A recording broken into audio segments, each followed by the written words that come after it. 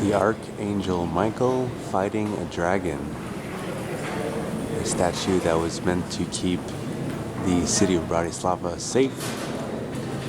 It is positioned on the St. Michael's gate, which used to be part of the wall surrounding the city of Bratislava. This used to be one of the entries into the city.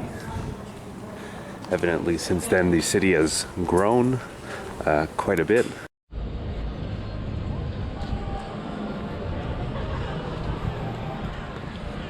Hey guys and gals, Xavier here for Hum of the Earth. Signing in from a square where a lot of important things happened for not only Bratislava, but for Slovakia as a whole. Bratislava, by the way, is the capital. And yeah, there was some numerous really important events that happened right here in this square, such as protesting the communist invasion that came from Russia. The communist control was protested here. There was also a important protest regarding religious freedom, because until I believe it was the 80s, you had to be Roman Catholic here. But then after, I believe it's called the Night of the Candles, where everyone came here and protest, unfortunately many were injured because of water cannons, but they were successful in obtaining religious freedom. This is the National Theatre,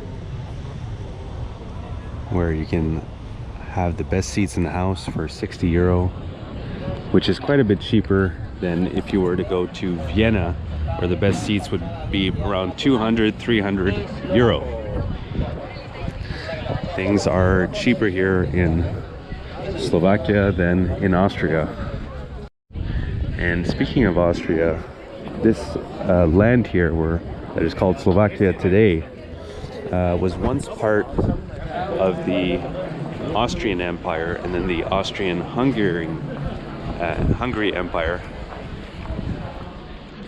But this was a very powerful empire that controlled what today would be 17 countries.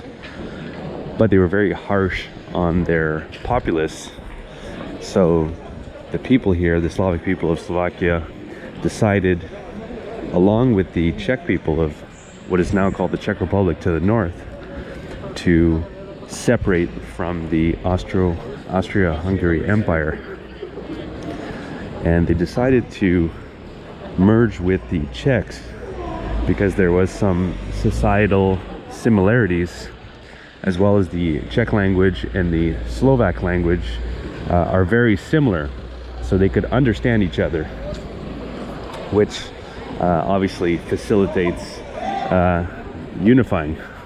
It became a country that was called Czechoslovakia. But since then, Slovakia has been separated and become its own republic called Slovakia.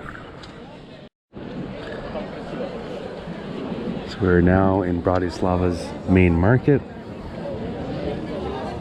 in front of the old town hall, which was an armory, prison, and mint at the same time.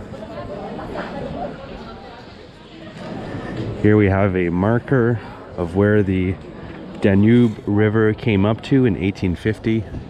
We're, I think, at least over a kilometer from the Danube right now, so the water being that high meant that the city was almost completely destroyed. But the city did rebuild. Another time where the city was almost completely destroyed was when Napoleon came to try to conquer Bratislava because of its strategic location. And again on the Danube. And here is a cannonball, that black round half circle next to the window there. And that is because when Napoleon came to try to conquer the area, you know, a lot of houses were destroyed. So what the city instructed the populace of Bratislava to do was to leave the cannonballs that had been fired into your home visibly there, so that when the tax collector would come around, he would know that you did not have to pay your taxes. So that cannonball there in the town hall, they had left it there as an example of what to do. But since not everyone enjoys paying taxes, people would go around and then place cannonballs into their walls in an attempt to not have to pay taxes. And to this day, you still can find here and there some cannonballs that have been left in buildings and houses just to remember the past. But that isn't the only strange custom that you have here in Bratislava and elsewhere in Slovakia. Another is the Easter tradition, where on Easter boys go to girls' houses, throw water at them, and hit them with a stick. And doing this to the young girl would ensure that she would turn out to be a beautiful woman. And since this was such a great gesture, the splashing the water and hitting with the stick, the girl then has to reward the young men who have done this to her by giving them money and or candy. So a young man on Easter can make quite a bit of money if he really gets out there and provides this service to as many young women as he can. Although this may sound like a very strange custom, it's hard to deny the results, because Slovakia is actually considered to have some of the most beautiful women in the world. Here we have a monument remembering the time when Bratislava was under Soviet control. We have a man going to war for the Soviet Union, his mother and his sister crying. The man has a very small head but a large body, and this was done because that's how the Soviets would like to make statues, was displaying, you know, strength, or prioritizing or making strength important over having a large intellect, because the leaders of the Soviet Union were actually nervous by intellectuals who would question the idea of communism in the Soviet Union. So if you were an intellectual and you would speak against the Soviet Union, it would end badly. And on a similar note, here we have a couple. The man was a journalist who was murdered recently, about a year and a half ago.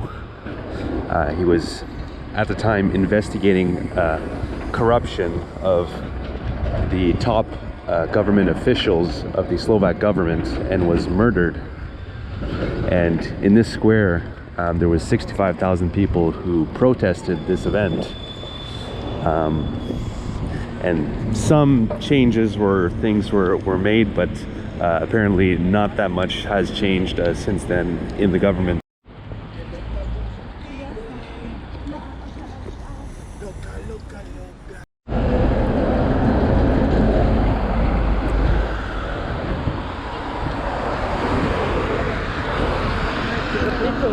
So I hope you enjoyed this city tour and history of Bratislava, Slovakia, the capital city of Slovakia.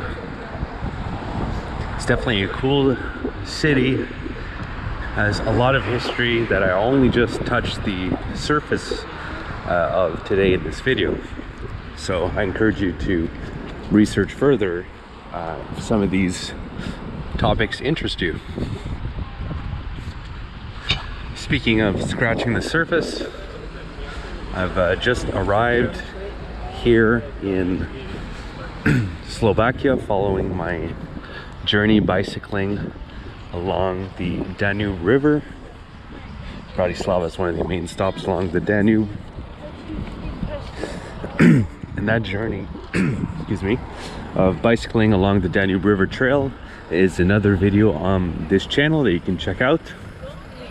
Definitely recommend it. It's a beautiful journey. And I have another video on this channel called Bratislava Nightlife that you might be interested in. And it's probably the reason why I wasn't at my best for this video.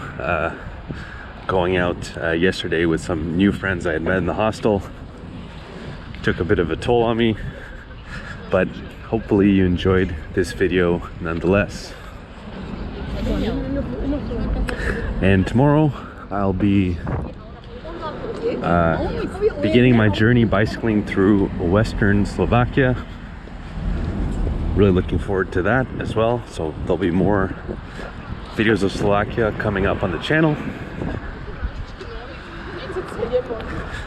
And this was all part of my journey bicycling through Central and Eastern Europe. Before that, I bicycled from Cape Town, South Africa to Nairobi, Kenya. And before that, I bicycled from Canada, where I'm from, to southern Patagonia in Argentina. And all those videos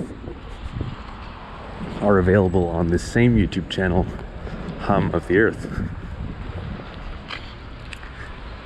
And if you'd like to see an interactive map of everywhere that I went and everything that I got to see and do, I have that available over on my website, followthehumoftheearth.com,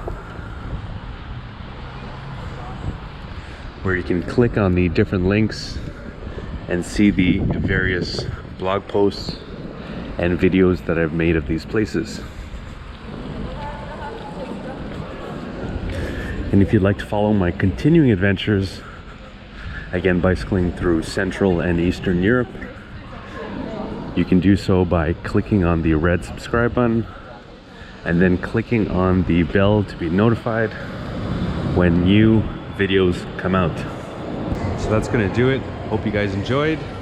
Have a good one.